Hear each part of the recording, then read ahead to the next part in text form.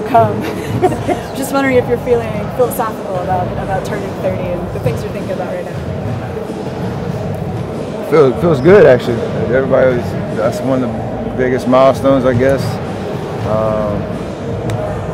Accomplished a lot in life, blessed to have a purpose to what I'm doing, and appreciative of everything I have going on, and want to continue to nurture all of those things. So, yeah, nothing you wake up, maybe feel a couple extra aches and pains just for no reason, but definitely just, blessed to be doing what I'm doing and around some great people. Was your birthday truly a surprise? Did they really pull it off? It was, actually. It was pretty crazy. How did they get that past you? My wife, man, she's unbelievable. That many people, I think it was like 200 plus people from the organization, my family, friends, whatever. I'm really nosy too, and so the fact that they still were able to execute it was pretty remarkable. So definitely thankful for that. All the love. That's just dancing amused you the most. No, I knew something at that point was going, because it was just us two on the boat. I figured we were taking a little different route to her restaurant in San Francisco, because that's where I wanted to go. I actually fell asleep on the boat for about 30 minutes, and she woke me up and was like, hey, let's go look at Alcatraz. I was like, okay, cool. And I got out there and I couldn't see anything, and then a little surprise, so it's cool. Steph, who's dancing amused you the most? Probably my grandma's, but y'all need to know about that. We've seen that before. Was that the first time you've seen it not on video though? No, in person? No. That's nothing new to us. He knows how to have a good time. What's the frustration level right now beyond obviously the birthday with the ankle and the fact that you're going to sit at least another week? I mean, honestly, it sucks that it is my ankle, and been through this countless times, but I feel very confident in the approach that we're taking to get to as close to 100% as possible going into the stretch run of the regular season, and then obviously the playoffs. So I would obviously love to be out there playing every game down the stretch, to be out there with my squad, but at this point there's enough time that, not just me, we have a bunch of guys banged up, that we all can prioritize health and understand that we need to all be ready to go. 8 games left in the regular season, wherever that number is, build our momentum up and get ready for the playoffs. And obviously that doesn't mean the guys that are suiting up tonight are just out there. We still have control over our performance, our execution, holding ourselves to the same standards that we always do. Next man up, or next men up mentality with how many guys are out, and continue to win games in the process. So should be a fun week for everybody. Were you expecting to miss more games, or were you expecting when you were reevaluating yesterday that you were going to be told that you need to miss more games? Nah. I mean, selfishly, I was always keying in on tonight just because it was a big day, and you only turn 30 once, but obviously you have to keep a big picture perspective, and I understood the thought process around not just how my ankle feels like today versus next Wednesday versus next Friday, whatever, but the things that I need to do rehab-wise to strengthen, my core and everything that protects your ankle, so that when I do come back, I'm ready. Obviously, you can't. There's risk playing. The reason I hurt my ankle, I landed on somebody's foot twice. Can't help that, but I got to do whatever I can to lower the probability of putting myself in that situation again, especially at this point in the season. Do you feel like maybe the one in New Orleans has kind of had a counteractive thing where maybe it's been easier to sprain the ankle since because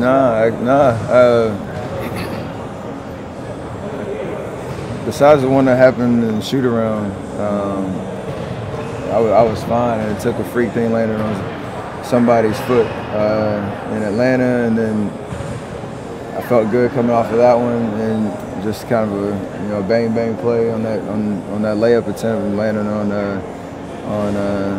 Murray's foot. So it just happens. But I don't think there's any rollover effect, really. It's just a tough go. I wish maybe my left would get some love at some point. The frustration level in the last one, it didn't seem like it was like a super thing where you're in a lot of pain. It just seemed like a frustration of like again. I mean, is that kind of what you were showing that night? It was a little bit of both. It hurt, but yeah, I mean, like you said, I felt good in the Brooklyn game, and it's at the beginning of the San Antonio game. It's a fast break opportunity. I'm going up, not really thinking about my ankle, feeling really solid out there, and then bam! And it takes a millisecond to know what's going on.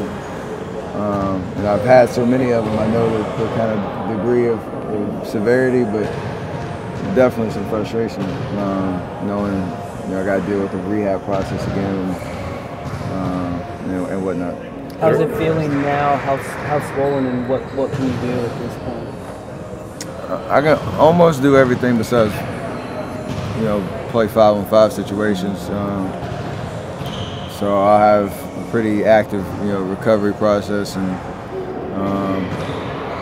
it's just about getting strong and giving my ankle the best chance it can to get to 100%. Like I said before, the playoffs. So you don't want too much time to pass, because obviously you want to get out there, get your rhythm, make sure that we as a team build the right chemistry and mojo going into the playoffs. So keeping that in mind, but I'm not worried about where it's going to be come next week. As a team, the Warriors have shown that they're really resilient when it comes to injuries, but where is morale right now? And you guys are on that report. It feels like the injuries just keep coming and coming.